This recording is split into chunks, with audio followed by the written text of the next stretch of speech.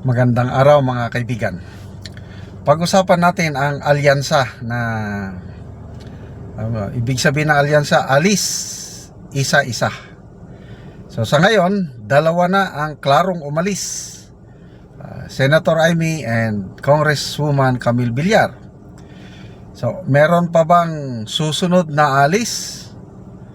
Ito, mayroong post ni MJ Kiambao. Fearless forecast after Amy and Camille ang susunod na titiwalag, Manny Pacquiao. So, ano bang basihan ni MJ Kiambao na titiwalag si Manny Pacquiao? Okay, so ito I think a week ago or 2 weeks ago, nabigla ko nung kita ko nagpa-endorse si Manny Pacquiao, of course kasama si Benor Abalos, kay ex-VP Leni Robredo. So anong ibig sabihin nun? Mortal na magkalaban sa politika si PBBM at saka itong si Leni Robredo. Nagsimula pa ng 2016.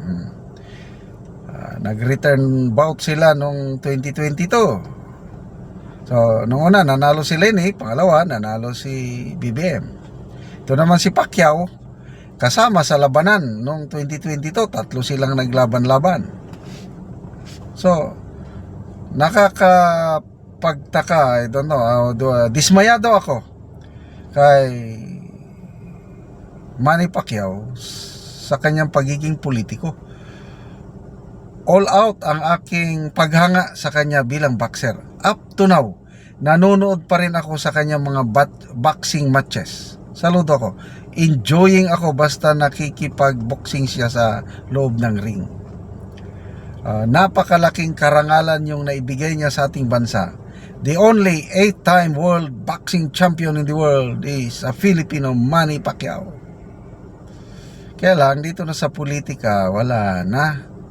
So, ayun, natalo siya noong 2022, no? Akala ko mag-retire na lang siya.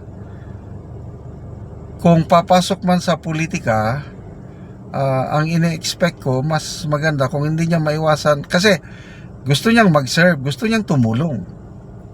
So, the best way, kung gusto niyang tumulong, either mayor or governor. Kasi action ang kailangan mo, executive eh. You will implement projects. Nagtataka ko, bakit bumalik siya sa politika pagka senador ulit? Ano bang maitutulong niya sa sa legislative duties? Walang-wala siya. Hindi siya talaga bagay maging congressman o maging senador. So ito ngayon, bigla siyang kumampi sa mga Marcoses na grabe ang kanyang paninira nung nakarang eleksyon. Mga billions ang kinurakot ng mga Marcos. Sabi niya, papakulong ko kayo pag manalo ako.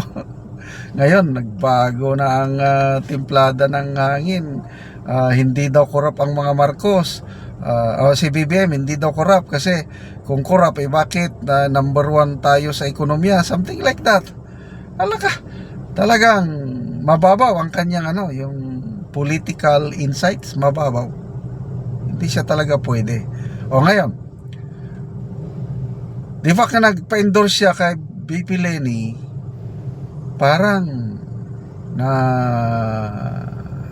natataranta na kasi mababa siya sa mga surveys. Alanganin, hindi siya siguradong manalo. Kaya, ayun, nagpa-endorse kay BP Leni. Tapos, yung kanyang local party sa Jensan, kakapagtaka, imbes na maging loyal siya sa alyansa, kasi kandidato siya ng alyansa eh. Dapat, kung kandidato ka ng alyansa, dalhin mo lahat ang kapwa mo kandidato. Yung 11 sila dahil may minus Amy o Camille Villar minus. Wala. Anong ginawa niya? Ang inendorso niya, nag-endorso siya ng tatlong PDP laban.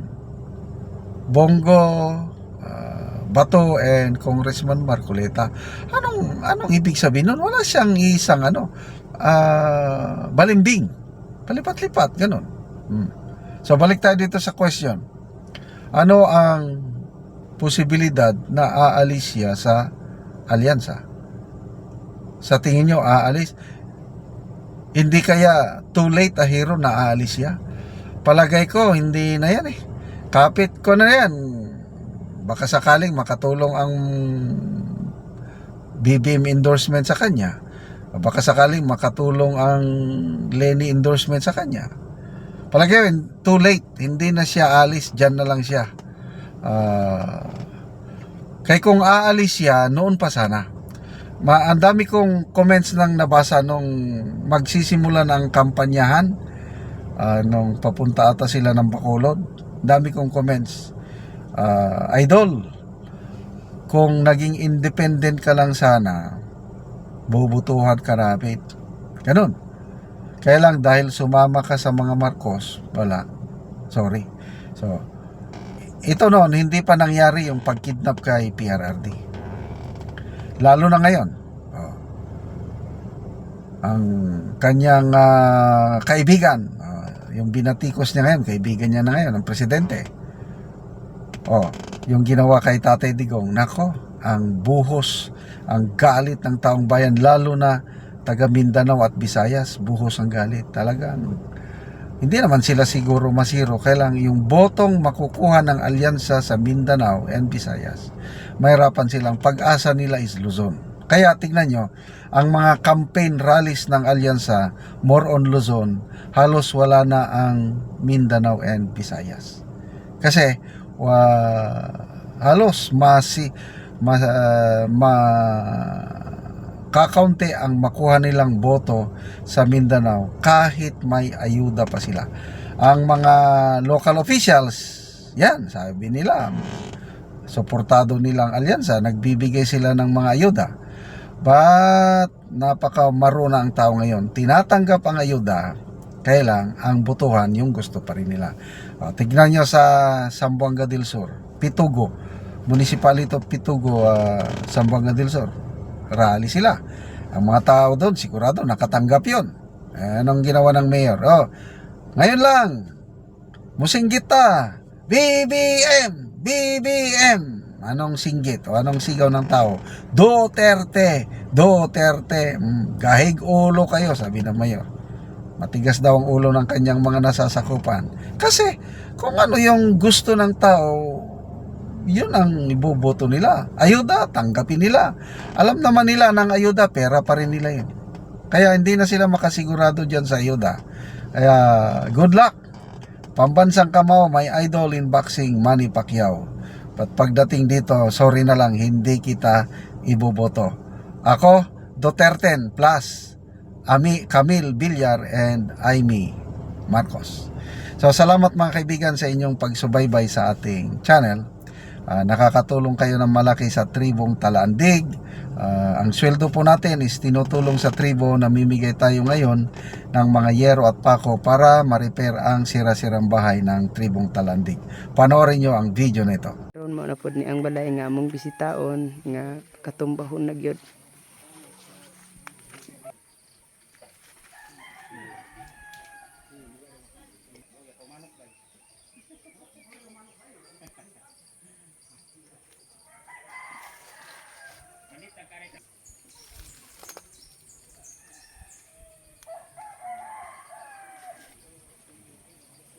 Ayo.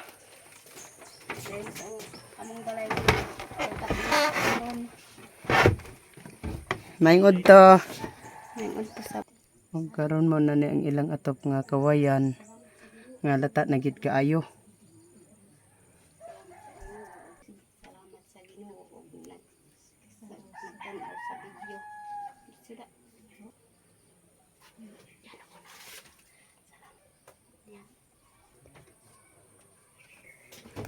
Og karon unsa imong og karon manguha na mo og kahoy kay matagaan na mo og lansang pako plinsin og sin para nga makabalay na mo og sin. O manguha na gyud mi. Salamat sa Ginoo ug sa nagatan-aw sa nagvideo na makakuha na gyud mi og kuan. Katok na gyud mi og sin og Oo. pensen. So pila na din ni katuig inyong balay? 20 na ni katuig. 20 na katuig. So katumbahan na gyud siya. Tumbo na gyud kay gapok na kayo yung kuan. Atop Atop gabok na kaayo. tubok na kayo. Oo. Salamat pod og sa nag-exposure ani. Oo. So salamat kayo. Salamat sa